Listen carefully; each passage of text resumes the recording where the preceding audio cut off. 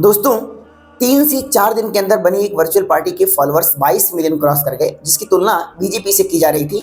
और ये जो तिलचट्टा है, इसने ही इसकी तुलना की थी कि हमारे जो फॉलोअर्स हैं वो बीजेपी से ज़्यादा हो गए हैं। इन्होंने अपने मैनिफेस्टो में क्या लाया था कि हम वीमेन रिजर्वेशन जो है उसे 50% कर देंगे, रोजगार देंगे, करप्शन हटा देंगे, ये करेंगे वो करेंगे, जर्नलिस्ट को आगे बढ़ा देंगे।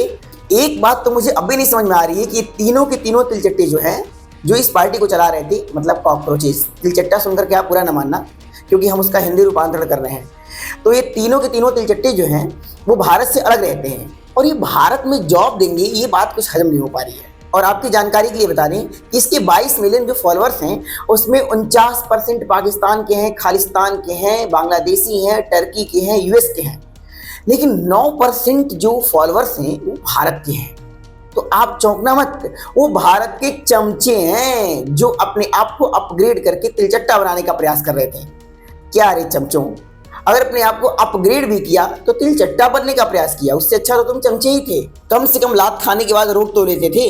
अब तुम अगर लात खाओगे तो दब करके कुचल करके मर जाओगे। और सेम कंडीशन यही हुई है। 3-4 दिन के अंदर तुम्हारा क्या हश्र हुआ, तुमने देखा। तुम चले थे उस आदमी को मात देने, उस आदमी को दबाने जो 101 मिलियन फॉलोअर्स रखा है। और तिलचट्टो ध्यान रखना, ये जो फॉलोअर्स है ना, ये खालिस्तान, बांग्लादेश, पाकिस्तान, टर्की और यूएस को छोड़ करके हैं, यानी उसको चाहने वाले हैं। और तुमको कुछ तिलचट्टों ने दूसरे देशों के और हमारे कुछ भारत के भी तिलचट्टों ने ये सोच लिया था ना कि अब हमारे कलेवर बदलने वाले हैं, तुम लोग आए हो तो हमारे लिए कुछ करोगे। और उन लोगों ने तुम जैसे महा तिलचट्टों के ऊपर विश्वास कर लिया जिनका अपना भी कोई बेस नहीं है। वो ये भूल गए ना कि जिन कुत्तों की जिंदगी इनको जीनी पड़ रही है ना, वो अभी उसी में रहेंगे क्योंकि वो उसी के लायक हैं।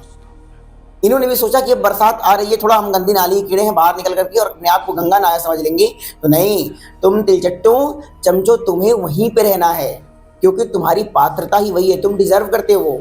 और पता है, चमचों की एक सबसे बड़ी खासियत है ना कि ये औकात पे बड़े जल्दी आ जाते हैं, तुरंत अपने अंदर की बात को शो कर देते हैं। पेशेंस नाम की चीज नहीं होती है। अब हमारा नेक्स्ट टारगेट है कि कुछ भी करके हमें बीजेपी के फॉलोअर्स कम करने हैं। ये जो तिलचट्टा है, इसने बड़े बड़े वादे किए थे अपने मैनिफेस्टो में, लेकिन अगले दिन क्या कह रहा है कि हमें सबसे पहले बीजेपी के फॉलोअर्स को कम करना होगा। अबे तिलचट्टा, तुम्हें समझ नहीं आया कि तुम्हारे कहने के बाद भी बीजेपी के फॉलोअर्स क्यों कम नहीं हुए?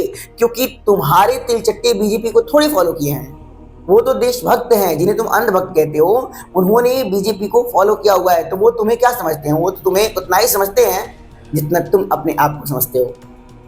तिलचट्टा दोस्तों, पहले आप एक एक्सपोज देखिए। अपने पापा केजरीवाल की तरह कॉकरोच पार्टी के फाउंडर ने भी अब रोना धोना शुरू कर दिया, वही पुरानी घिसी-पिटी स्क्रिप्ट। वीडियो के एंड में तुम्हें कुछ अंदर की बात बताऊंगा कि इसकी हालत इतनी ज्यादा टाइट क्यों है। लेटेस्ट एलिगेशन है कि सरकार ने हमारी वेबसाइट ही डाउन करवा दी, पर ये एकदम सफेद झूठ है और इन्हें लगता है कि यूथ जो है भारत का वो एकदम बेवकूफ है। इसी डोमेन का जब तुम बैक एंड रिकॉर्ड देखोगे तो साफ लिखा है कि डोमेन ओनर ने डीएनएस रिकॉर्ड उड़ा दिए और ब्लेम सरकार पर। दूसरा एलिगेशन उन्होंने लगाया कि हमारे सारे इंस्टाग्राम अकाउंट हैक हो गए हैं और साथ में ये स्क्रीनशॉट दिया है जिसमें ये लिखा है कि आपके अकाउंट को लॉक किया गया है ड्यू टू सस्पिशियस एक्टिविटी। और एज यूजुअल इनका टारगेट है लोगों को बेवकूफ बनाना। ये भूल गए कि चैट जीपीटी के जमाने में पुरानी ट्रिक्स काम नहीं करती। बॉस्टन जाकर इसको लग रहा है कि इंडिया में तो सब गधे हैं, जो ये बोलेगा सब मान लेंगे। इंस्टाग्राम पर इतना बड़ा यूथ मूवमेंट चल रहा था कि 5 दिन के अंदर 14 मिलियन फॉलोअर्स हो गए, 6-7 दिन के अंदर 22 मिलियन फॉलोअर्स हो गए। हवा की तरह इसके फॉलोअर्स बढ़ रहे थे पेज के ऊपर। लेकिन अब ये सब रुक गया। इसके 2 रीजन है, या तो भारत में बस 22 मिलियन जेनजी है, विच इज नॉट ट्रू। मुद्दा ये है कि रिसेंटली इसके जो बॉसेस थे उनके साथ इसकी मीटिंग हुई, इसे खूब डांटा है, बोला है कि भाई जब तुझे मना किया था अपना नाम डिस्क्लोज करने के लिए, तुम माना नहीं, और तेरी सिर्फ इस एक गलती की वजह से पूरा जो हमारा एजेंडा था वो अब एक्सपोज हो गया।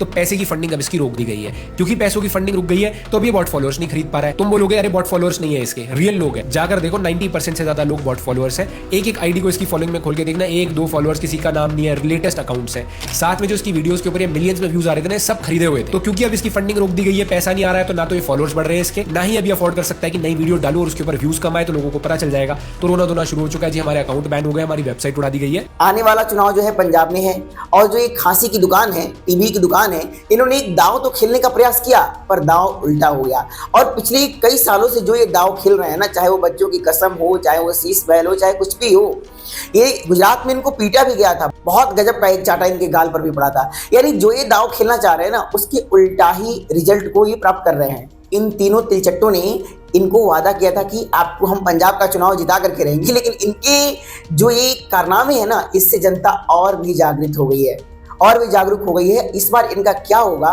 ये तो वही जानते हैं। जाते जाते चमचो, तुमको एक बार और मुबारक कि तुम तिलचट्टे बन गए, क्योंकि तुम उसी के लायक हो। इससे अधिक तुम्हारी औकात ही नहीं है बाहर जाने की। जय श्री राम।